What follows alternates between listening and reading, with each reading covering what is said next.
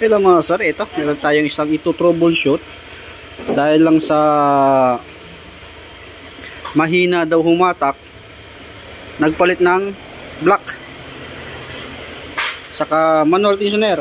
Kumbaga ang kilometer lang kasi nito nasa 33 kilometer.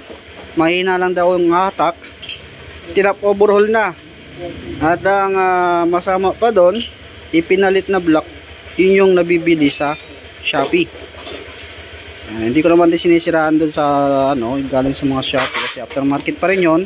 At puro click din naman yung aming ginagawa lagi. Karamihan nagkakaroon ng problema pag galing po doon na yung pisa, lalo kung hindi siya original. Kumbaga madalas kong ma-encounter dyan yung sa hose doon sa ilalim ng block ay natatanggal. Pinagsisimula ng overheating. Kapag ka nag-overheat, doon na nagkakaroon ng problema. At ito nga, mayroon tayong nakalagay din dito, manual tensioner. Kagawa lang to mga sila. Tapos papansin nyo yung kanyang piston basa. Yan. Tapos manual tensioner na dapat hindi kayo nagmamanual ng tensioner kung hindi naman kargado yung unit natin or yung motor natin, dahil napakadelikado yan. Meron akong isang video na hindi ko pa kasi na-upload. Pag na-upload ko yun, mapagtatanto ninyo na hindi kayo pwedeng gumamit ng manual tensioner kasi mayroong feedback na mangyayari doon sa makina. Maaaring magiging cause ng malalang gastusan kapag yun po ang bumigay. Ayan. Ito, kapapalit lang to mga sira, kakagawa lang to, siguro mga 1 week pa lang ito. Dahil lang daw sa mahinang humatak, ayan nga, in-offer sa kanya, palit ng block. Gumastos ng napakalaki. Baba pa lang ng odo. Hindi natin kasi mai-on. Gawa lang natanggal na natin yung mga kuwan. Mamaya, pakita ko sa inyo yung kilometer. At ngayon, nagpunta si sir, iniwan na nga total ito dahil sobrang haba ng pila kahapon. Iniwan na. At ito nga, aftermarket yung nilagay. Tapos gas-gas, ayan o, gas-gas. Tapos manual tensioner pa yung nilagay, na hindi dapat manual tensioner. Dapat automatic pa rin yung gagamitin nyo. Kusang, pag lumuwag yung timing chain, kusang maghihigpit. Yun po yung dapat. Kung gusto nyo yung matibay na tensioner, mayroon pong nabibili na mas matibay. Example nung kay CBR, RS, dahil malaki yung makina nila, pwede nyong ilagay sa Honda Click. Tatagal po yun mga sir. Kasi 125cc lang to at pahiga naman yung makina. Tingnan nyo yung piston niya mga sir. Gas-gas ka agad. Di na pagastos lang tayo ng malaki. Kasi kahit mura lang yung pisa, pag galing sa iba na, pinapatungan pa ng halos kalahati dun sa presyo. Kaya mapapagastos talaga yan. Iba-iba pati yung mga pin, ganyan. Kasi iba kasi yung yung original to aftermarket. Di baling mahal ang original, masasabi nyo naman na tumatagal. Basta wag nyo lang pong pabayaan sa langis. Kahit na branded or China yung gagamitin nyo, kapag napabayaan nyo sa langis, may feedback po yan. May sira talaga yung makina nyan. Tingnan natin. Kasi kaya natin ito kinalas mga sir. Kasi may something na tunog na parang nag-uumpugan. Ayun na nga. Pagkalas ng block, gas-gas na yung piston niya. Yan yung pinagkaiba ng natin mga sir. Original to aftermarket. At wala din tayo nakikita ang marking or palatandaan na itong motor napabayaan sa langis. Kasi hindi naman nangingitim yung cylinder head niya. Ba't nga yung cylinder head?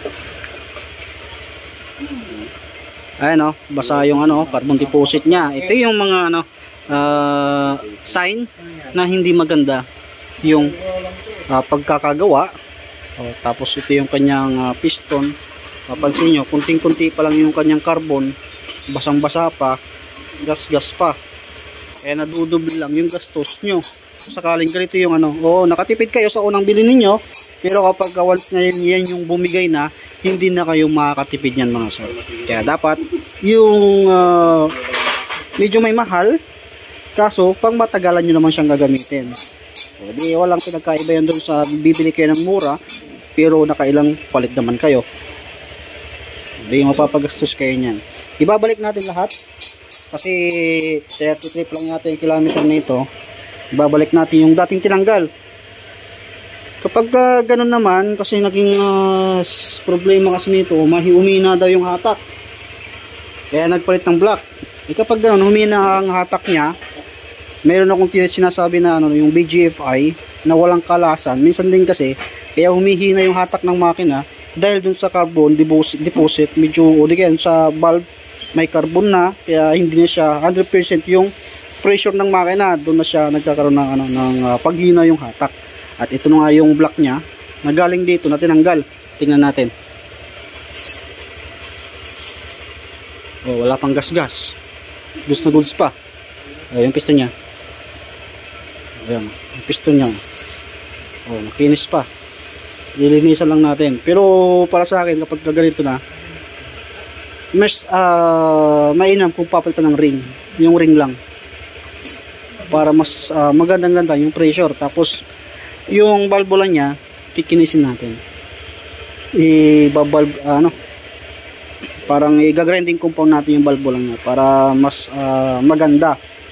Kaya dun sa mga medyo 25 pataas na yung kanyang kilometer, mas maganda gumamit o magpa BGFI na kayo. Hindi ko naman sa pinopromote si BGFI. Yun lang kasi yung nakikita ko na magandang gamitin para sa motor. Kaysa naman na magpa-top overhaul kayo dahil nga humina yung hatak. Kaso nga lang, mayroong mga feedback na nasisira yung motor ninyo. Nadudoble-doble na yung gastos ninyo. Parang ganito ang nangyari. Nagagarantiya ko naman yan kasi, ayun nga, yan na yung madalas namin ginagamit. At nagiging satisfied na yung mga customer na nagpapa BGFI kasi direct yun po mga sir, direktang makina. Hindi tulad nung yung sa injector lang nilinisan, talagang tinitis lang yung pressure. Ayun, yung malilinisan lang doon yung injector lang, hindi tulad ng FI BGFI, talagang direkta po yan sa makina. At yung kanyang chemical na ginagamit mga sir, nakakatanggal ng carbon. At habang umiinit siya, na-spray ng gasolina at saka may chemical na halo, pinapalambot nyo yung carbon habang natusunog, nilalabas nyo yun sa muffler. Yun ang kagandahan doon. Kaysa dito, magpapa top overhaul na naman kayo nyan. O di gastos na naman, palibawang gastos. Samantalang magkano lang yung sisingilin ko sa BGFI mga sir, kasama yung diagnose, check up, 950 lang mga sir. O, dito, kaming pisa, tapos labor mo pa, kulan mo pa, nakalas pa yung makina. Kaya dapat original pa rin mga sala gagamitin nyo. Huwag po kayong gagamit ng aftermarket. Kung sakaling aftermarket gagamitin niyo, yung marami nang sumubok. Yan ay yung block na pinagtanggalan natin mga sir. Siyempre kapag once na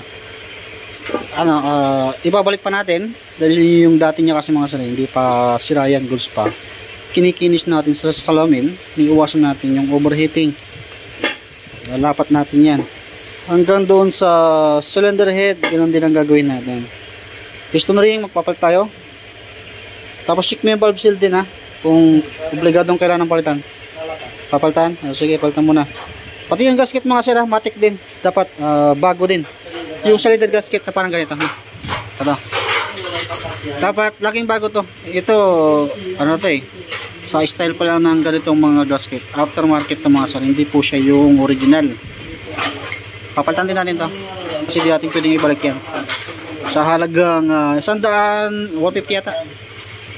Sa halagang 150. Tapos marami pang sisirain dahil lang dyan. Kaya dapat bago yung ilalagay natin dyan. Kaya dilinisan muna natin. Tapos yung tensioner na manual yung nakalagay dyan, ibabalik natin sa stock na para tumagal yung buhay ng motor natin. Inisa buhay natin, tapos mamaya balik natin.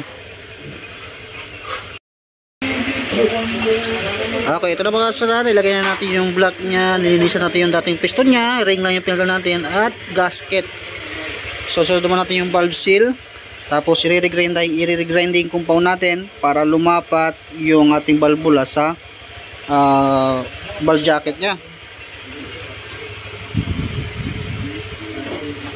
So yung piston na pinalitan natin, saka yung piston tinanggalan natin yan, gasket. Ito lang, renting compound na lang natin mga sir, para may salpak na rin natin dito at mapaandar na natin. Kasi may something na tunog to mga sir, parang yung sa gas-gas na piston.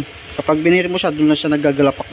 Pinirit mo, tapos pitawan mo, parang nagnanaking na bakal. Yun yung piston, may gas-gas. Ready compound mo natin yan. Yan na yung valve seal, dalawa. Original pa rin yung ginamit natin mga sir. Lahat po ng ginamit natin original. Na yung coolant lang, ginamit natin PIC. Yan, magandang klase rin yan. At kapag once na green yung ginamit niyo or isang kulay yung ano, o green yung ginamit niyo, dapat green din ang gagamitin niyo. Huwag niyo hahaluan ng ibang kulay kasi mag-aaway yung kulay. Maghahalo yung decolor.